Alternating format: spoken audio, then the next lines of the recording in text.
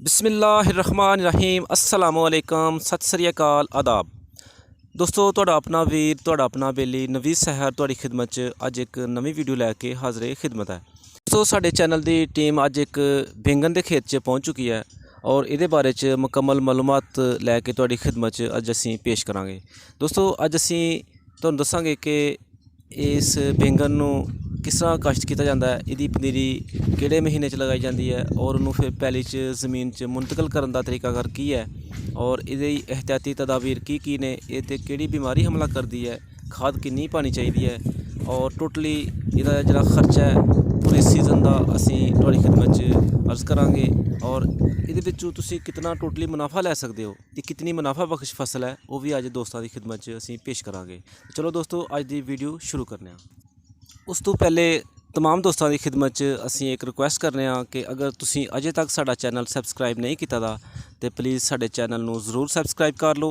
अगर पहले तो तुसी साडे सबसक्राइबर हो तो असी दिल तो तुहाडे शुक्रगुजार हाँ। जी अस्सलाम वालेकुम। वालेकुम सलाम। भाईजान क्या हाल जी, ठीक हो? शुक्र है अल्लाह दा। साढ़े दोस्तों ने अपना नाम दसो कि अपना नाम की जे? बिलाल। अच्छा बिलाल। बिलाल भैया किहड़ी जगह जे? दरमान। दरमान। तो सानू दसो जरा कि तुसी किहड़ी फसल लगाई दी है? बताऊं लगाए जे। बताऊं जी। ये गोल वाले जी या लंबे वाले? लम्बे भी ने तो गोल भी ने, दो मिक्स ने। दो मिक्स ने। अच्छा तो ये कितनी देर की फसल होगी जे? ये तकरीबन होगी जे तीन सवा 3 महीने हो गए। अच्छा उस तो पहले सानू दसो कि 3 महीने ये तुसी डायरेक्ट बीज लगाया सी या पहले पनीरी भी उहदी उम्र भी तुसी शामिल कर रहे हो? पनीरी दी उम्र भी शामिल कर रहे हैं। पनीरी लगाई ही पहले पनीरी लगाई सी। हाँ जी। ते अज तो 3 महीने पहले तुसी पनीरी लगाई सी ते फिर पनीरी कितनी देर दी होगी सी ते पहले च शिफ्ट कीता सी? तकरीबन हो गई महीने दी डेढ़ महीने दी होई। अच्छा 1 महीने तो लैके 1.5 महीने तक तुहाडी पनीरी होगी सी फिर तुसी पहले च शिफ्ट गई थी। ते दसो जरा सानू कि पनीरी उगाने दा तरीका की है? जिथे क्यारी च पनीरी उगानी थोड़ी जी DAP पा लो। अच्छा ठीक है, पा के उन्हें सीधा पद्धरा करके ते बी दे के उंगलों नाल मिक्स कर दो मिट्टी च। ठीक है। तो तो पतला पतला पानी दे दो। ठीक है। 1 एकड़ वास्ते कितनी जमीन चाहिए पनीर लगाने वास्ते? वो पत्तियां दे हिसाब नाल हुंदा, 1 किले दे 2 पत्ते लगदे ने या 3 पत्ते लगदे ने ते ओदी जगह वेख लईदा। अच्छा कि किन्नी की जगह है तो किन्नी की जगह चाहिएगी है। बहुती संगनी ना होए। ठीक है। ठीक ना बहुती संगनी ना बहुती विरली होए, इस तरह मोटी हो जाएगी। अच्छा ज्यादा मोटी हो जाएगी। हाँ जी। ते किन्नी पनीरी लगदी है तकरीबन 1 एकड़ दी? 1 एकड़ दी लगदी 3 पैकेट। नहीं मेरा कहना मतलब किन्ने पैसे लगदे ने तकरीबन? एक पत्ता किन्ने दा आंदा तकरीबन? एक पत्ता तकरीबन आ जांदा जे कोई 1400-1500 दा एक पत्ता है। यानी कि 4 तो 5 हज़ार दी तकरीबन पनीरी बन जाती ते वो पैकेट अंदर पे ने आ वेखो।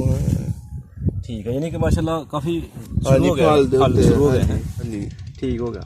ते उस बाद दसो जरा सानू कि पनीरी ते भी कोई स्प्रे वगैरह करदे हो? लूड़ी दी स्प्रे करी जो पनीरी किन्ने पत्तियां दी तकरीबन हो जाए ते? तकरीबन 4 तो 5 पत्तियां दी हो जाए ते फिर हल्की डोज रख के। अच्छा ते 1.5 महीने बाद तुसी पैली च शिफ्ट करता है? हाँ जी। ते पैली दी तैयारी जरा किस तरह कीती है सानू भी दसो जरा।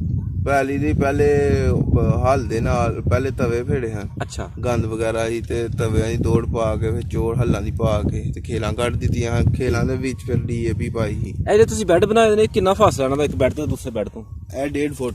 1.5 फुट। 1.5 फुट फासला है। अच्छा ते ए फिर तुसी दसो कि पानी लगा के ते फिर लगाई है या तुसी ए खुश्क लगाई है? नहीं पानी लगा के नाल पानी लाए नाल लगाए लगे नाल, यानी कि पानी लगाया तो उस तो बाद फिर तुसी विचों पौधे मुंतकिल कर देंगे? हाँ जी ठीक हो गया। ते किन्ने दिन बाद ये पौधा अपनी जेहड़ी है पकड़ लैंदा, अपनी जान पकड़ लैंदा? तकरीबन 5 तो 6 दिन बाद जेहड़ा ना वो ग्रोथ शुरू हो जाती है। ग्रोथ होदी शुरू हो जाती। अच्छा ते उस तो बाद फिर सब तो पहला काम तुसी की करदे हो? करुंबली जदों ही हरी होनी शुरू हो जाए ना ते असी यही कोशिश करने कि इनू कान दी स्प्रे मारी जाए। कान दी? हाँ जी। ओदा मतलब केड़ी बीमारी हुंदी आ ओ? भट्ठियां लूड़ी हुंदी जे कान भट्ठियां दे फुल्लां दे विच जां करुंबलियां दे विच पाई जांदी है ते टाणियां नू काना कर दिंदी है। अच्छा ते ओदी वजह नाल बूटा सुकना शुरू हो जांदा। ओदे विच फिर फल भी यानी कि कम लगदा? हाँ जी। ते सानू दसो जरा कि किन्नियां स्प्रेवां तकरीबन ये पूरे सीजन च चाहिए ते और किन्नी देर दी फसल है? ये जिड्डी मर्जी लम्मी फसल तुसी काट लवो। अच्छा हाँ जी। इन्हां नू अगर तुसी चाहंदे हो कि मैं एहो ही बीज मेरा ठीक है, हाँ जी, मैं एहो ही फल अगों फेड़ ला ते ना उतों रख के कट लो ਅੱਛਾ ਇਹ ਦੁਬਾਰਾ ਪੁੰਗਰਨਗੇ, ਦੁਬਾਰਾ ਫੇਰ ਥਲੇ ਹਾਂਜੀ ਇਹ ਦੁਬਾਰਾ ਫੇਰ ਹੋ ਜਾਣਗੇ, ਫਿਰ ਉਨਾ ਹੀ ਫਲ ਦੇਣਗੇ ਹੈਂ? ਹਾਂਜੀ। ਜ਼ਬਰਦਸਤ ਜ਼ਬਰਦਸਤ। ਤੇ ਇਹ ਤੁਹਾਡੀ ਕਿੰਨੀ ਮਰਜ਼ੀ ਹੈ, ਕਿੰਨੀ ਦੇਰ ਤੱਕ ਤੁਸੀਂ ਇਹਦਾ ਫਲ ਲੈਣਾ ਹੈ? ਅਸੀਂ ਇਹ 2 ਵਾਰੀ ਫਲ ਲੈਣੇ। ਯਾਨੀ ਕਿ 3 ਮਹੀਨੇ ਹੋ ਚੁੱਕੇ ਨੇ ਤੇ ਇਹ ਸਾਨੂੰ ਦੋਸਤਾਂ ਦੱਸੋ ਜਰਾ ਕਿ ਇਸ ਟਾਈਮ ਜਿਹੜਾ ਜੂਨ ਦਾ ਮਹੀਨਾ ਜਾ ਰਿਹਾ, 6ਵਾਂ ਮਹੀਨਾ ਹੈ ਹਾਂਜੀ, ਤੇ ਯਾਨੀ ਸੌਣ ਭਾਦਰੋਂ ਜਿਹੜਾ ਹੈ ਨਾ, ਸੌਣ ਭਾਦਰੋਂ ਹਾਂਜੀ ਤੋਂ ਬਾਅਦ ਇਹ ਖਤਮ ਹੋ ਜਾਂਦੇ ਨੇ। ਠੀਕ ਹੈ, ਯਾਨੀ ਕਿ ਜਦੋਂ ਮੁੰਜੀਆਂ ਲੱਗ ਜਾਂਦੀਆਂ ਨੇ ਉਸ ਤੋਂ ਬਾਅਦ ਇਹ ਖਤਮ ਹੋ ਜਾਂਦੇ ਹਾਂਜੀ ਖਤਮ ਹੋ ਜਾਂਦੇ, ਫਿਰ ਇਹਨਾਂ ਨੂੰ ਉੱਤੋਂ ਕੱਟ ਲਈਦਾ, ਮੁੰਡ ਤੋਂ ਰੱਖ ਕੇ।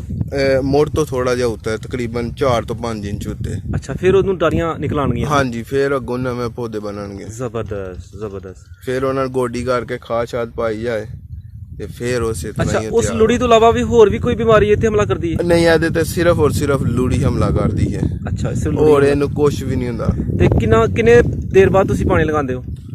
ਇਹਨਾਂ ਨੂੰ ਤਕਰੀਬਨ ਲਗਾ ਲਈਦਾ 6-7 ਦਿਨ ਬਾਅਦ ਪਾਣੀ। 6-7 ਦਿਨ ਬਾਅਦ। ਉਧਰੋਂ ਜ਼ਮੀਨ ਦਾ ਵੀ ਹਿਸਾਬ ਹੁੰਦਾ ਨਾ? ਹਾਂਜੀ, ਜ਼ਮੀਨ ਦਾ ਹਿਸਾਬ ਹੈ। ਮੈਰਾ ਜਿਹੜੀ ਹੈ ਉਹ ਜਲਦੀ ਪਾਣੀ ਮੰਗ ਲੈਂਦੀ ਹੈ, ਰੋਈ ਜ਼ਰਾ ਲੇਟ ਮੰਗਦੀ ਹੈ। ਠੀਕ ਹੈ, ਤੇ ਉਸ ਤੋਂ ਬਾਅਦ ਫਿਰ ਹੋਰ ਕਿੰਨੀਆਂ ਸਪਰੇਵਾਂ ਇਹਦੇ ਪੂਰੇ ਸੀਜ਼ਨ ਤੱਕ ਤਕਰੀਬਨ ਤੁਸੀਂ ਕਰਦੇ ਹੋ? ਕਿੰਨੀ ਦੇਰ ਬਾਅਦ? ਇਹ ਕੁਛ ਨਹੀਂ ਕਿਹਾ ਜਾਂਦਾ। ਸਪਰੇਵਾਂ ਜਿਹੜੀਆਂ ਨਾ ਮੌਸਮ ਦੀਆਂ ਤਬਦੀਲੀਆਂ ਦੀ ਵਜ੍ਹਾ ਨਾਲ ਕੋਈ ਬਾਅਦ ਦਫਾ ਜ਼ਿਆਦਾ ਹੋ ਜਾਂਦੀਆਂ ਨੇ। ਫਸਲ ਦੇਖ ਕੇ, ਯਾਨੀ ਕਿ ਤੁਹਾਡਾ ਮਤਲਬ ਹੈ ਕਿ ਫਸਲ ਦੇਖ ਕੇ ਕਰਨੀ ਪੈਂਦੀ।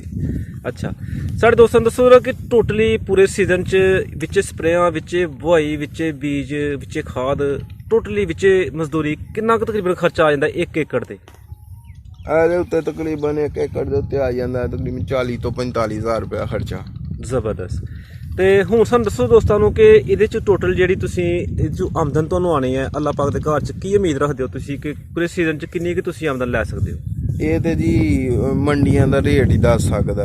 ਹਾਂ, ਅਗਰ ਰੇਟ ਅੱਛਾ ਆਏਗਾ ਹਾਂਜੀ ਤੇ ਜ਼ਾਹਰੀ ਗੱਲ ਹੈ ਕਿ ਤੁਹਾਨੂੰ ਪ੍ਰੋਫਿਟ ਵੀ ਅੱਛਾ ਆਏਗਾ ਜੀ ਜੀ। ਤੇ ਜੇ ਅਗਰ ਰੇਟ ਹੀ ਨਹੀਂ ਠੀਕ ਤੇ ਅੱਗੇ ਪ੍ਰੋਫਿਟ ਵੀ ਜਿਹੜਾ ਨਾ ਉਹ ਨਾਰਮਲ ਹੀ ਹੋਏਗਾ। ਉਹ ਤੇ ਚਲੋ ਰੇਟ ਤਾਂ ਸਾਹਿਬ ਨੇ ਇੱਕ ਅੰਦਾਜ਼ਾ, ਜਦੋਂ ਮਸਲ ਰੇਟ ਠੀਕ ਹੁੰਦਾ ਸਾਡੇ ਦੋਸਤ ਸੁਣਨਾ ਚਾਹੁੰਦੇ ਨੇ ਕਿ ਤਕਰੀਬਨ ਐਨੀ ਤੁਸੀਂ ਮਿਹਨਤ ਕੀਤੀ ਆ ਔਰ 1 ਏਕੜ 'ਚ ਤੁਸੀਂ ਕਿੰਨੇ ਕੁ ਪੈਸੇ ਹਾਸਲ ਕਰ ਸਕਦੇ ਹੋ? 1 ਏਕੜ ਜੋ ਤਕਰੀਬਨ 1,50,000 ਰੁਪਇਆ ਜਿਹੜਾ ਆਰਾਮ ਨਾਲ ਜਿਹੜਾ ਨਾ ਬਚਤ ਆ ਜਾਂਦੀ ਹੈ। ਜ਼ਬਰਦਸਤ, ਯਾਨੀ ਕਿ ਬਹੁਤ ਅੱਛੀ ਫਸਲ ਹੈ, ਬਹੁਤ ਮੁਨਾਫੇ ਵਾਲੀ ਵੀ ਹਾਂ ਫਸਲ ਹੈ। ਬਿਲਕੁਲ ਠੀਕ, ਸਬਜ਼ੀਆਂ ਹੈ ਹੀ ਸਾਰੀਆਂ ਮੁਨਾਫੇ ਵਾਲੀ। ਕਿੰਨੀ ਦੇਰ ਤੋਂ ਤੁਸੀਂ ਇਹ ਕੰਮ ਕਰ ਰਹੇ ਹੋ? ਸਾਨੂੰ ਤਕਰੀਬਨ ਹੋ ਗਏ 40 ਸਾਲ। 40 ਸਾਲ ਹੋ ਗਏ। ਬਜ਼ੁਰਗ ਵੀ ਯਾਨੀ ਇਹੀ ਕੰਮ ਕਰਦੇ? ਹਾਂਜੀ। ਅੱਛਾ, ਤੇ ਜਿਹੜੇ ਸਾਡੇ ਦੋਸਤ ਇਹ ਨਵਾਂ ਕੰਮ ਇਹ ਤੁਹਾਡੇ ਨਾਲ ਦੇਖ ਕੇ ਸ਼ੁਰੂ ਕਰਨਾ ਚਾਹਣ, ਉਹਨਾਂ ਨੂੰ ਤੁਸੀਂ ਕੀ ਮਸ਼ਵਰਾ ਦੇਣਾ ਚਾਹੁੰਦੇ ਹੋ? ਉਹਨਾਂ ਨੂੰ ਇਹ ਹੀ ਮਸ਼ਵਰਾ ਦਾਂਗੇ ਕਿ ਅੱਛਾ ਕੰਮ ਹੈ। ਸਬਜ਼ੀਆਂ ਜਿਹੜਾ ਨਾ ਪ੍ਰੋਫਿਟ ਦਿੰਦੀਆਂ ਨੇ ਜ਼ਿਮੀਦਾਰ ਨੂੰ, ਠੀਕ ਹੈ, ਕਰਨਾ ਚਾਹੀਦਾ।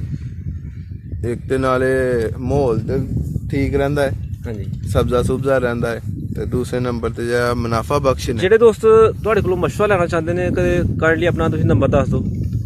0343041550 ਤੇ ਬਾਈ ਦਾ ਨਾਮ ਬਿਲਾਲ ਹੈ। ਬਿਲਾਲ। ਅਗਰ ਦੋਸਤੋ ਕਿਸੇ ਨੂੰ ਵੀ ਤੁਹਾਨੂੰ ਮਸ਼ਵਰਾ ਲੈਣ ਦੀ ਜ਼ਰੂਰਤ ਹੋ ਸਕਦੀ ਹੈ ਤੇ ਤੁਸੀਂ ਆਪਣੇ ਇਸ ਬਾਈ ਦਾ ਨੰਬਰ ਅਸੀਂ ਦੇ ਦਿੱਤਾ ਬਾਈ ਨੇ, ਤੇ ਤੁਸੀਂ ਉਹਦੇ ਨਾਲ ਮਸ਼ਵਰਾ ਕਰ ਸਕਦੇ ਹੋ।